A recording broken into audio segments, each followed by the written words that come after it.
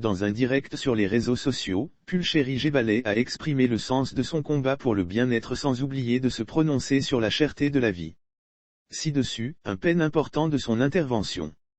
Nous avons lancé le 4 avril 2022 une demi-journée, ville morte, le 15 avril 2022. Il se trouve que, chemin faisant, le 8 avril 2022, nous avons eu une rencontre avec le ministère du Commerce qui a changé un peu le cours des choses. Le mode de fonctionnement des organisations syndicales. De quoi s'agit? En fait, nous sommes à la base syndicalistes. Être syndicaliste, c'est travailler selon une procédure. Il y a un problème qui se pose, vous adressez le problème au patronat parce que le syndicaliste travaille pour le droit des travailleurs. Et selon la réaction du patronat vis-à-vis de la revendication, il y a toute une procédure de dialogue qui s'engage jusqu'à ce que si les négociations sont bloquées ou n'avancent pas, on en arrive au stade de la grève. Pulchéry Gebhalay et son organisation avaient déjà donné l'alerte sur la flambée des prix dans notre cas, par rapport à la vie chère. Depuis juin 2021, nous avons des propositions qui n'ont pas eu d'écho au niveau du gouvernement qui a défini des mesures qui n'ont pas été appliquées jusqu'à ce qu'en ce début d'année, nous ayons une seconde vague des flambées des prix.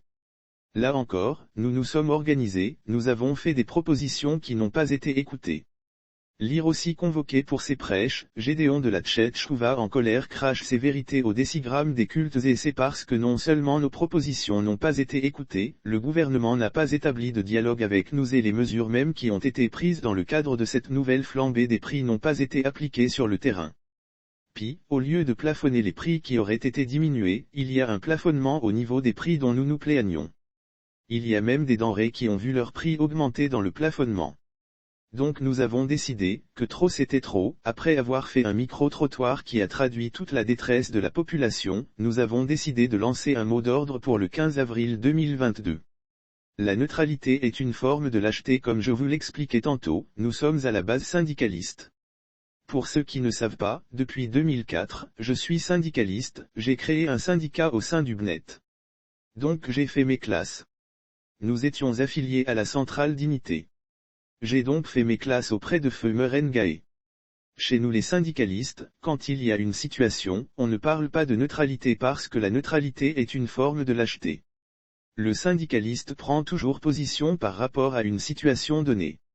J'ai créé le Forci pour travailler au sein de la société civile depuis 2011, quand il y a eu la crise de 2010 à 2011, j'ai constaté que les organisations de la société civile ne prenaient pas position face à la justice des vainqueurs qui s'exerçait et face à toutes les injustices et les abus que nous constations.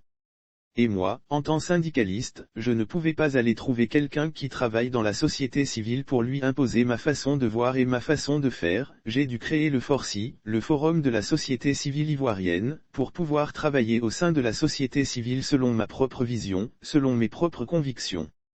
Lire aussi politique, un autre cadre où est très en colère dévoile ce qu'ils feront après la violiste de Gbagbo à l'ouest. C'est comme cela que vous avez pu remarquer que depuis que nous sommes dans la société civile, nous sommes plus incisifs, nous nous prononçons sur tout ce qui est d'intérêt national et ça, c'est pas tout le monde qui le comprend puisque ce n'est pas dans les habitudes de la société civile ivoirienne.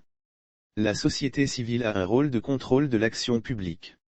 Ça veut dire que quand les gouvernants travaillent, c'est à la société civile d'applaudir quand c'est bon, c'est à la société civile de dénoncer quand ce n'est pas bon.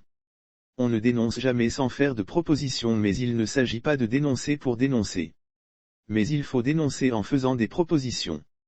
C'est pour cela que nous, à ACI, Alternative Citoyenne Ivoirienne, nous voulons une force de proposition. On ne dénonce jamais sans faire de propositions. Donc c'est pour vous dire que nous sommes dans une démarche de syndicaliste.